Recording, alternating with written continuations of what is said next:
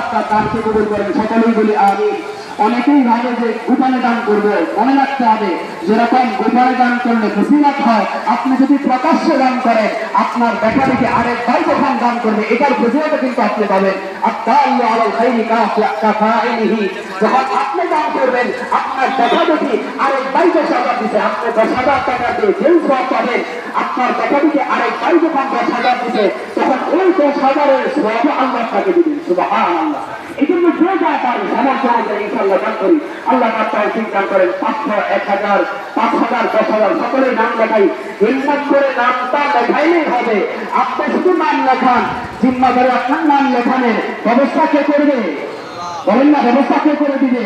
আল্লাহ। সেই আল্লাহ আপনার মুখের মধ্যে এক মুঠ লুকমা দিতেছেন, আপনাকে খাওয়াইতেছেন, আপনার স্ত্রীকে খাওয়াইতেছেন, আপনার ফ্যামিলির সকলকেই খাওয়াইতেছেন, সেই আল্লাহ আপনার ব্যবস্থা করবেন। এই জন্য সুন্দর একটা পরিবেশ করার জন্য আমরা সকলেই এখানে অংশগ্রহণ করি।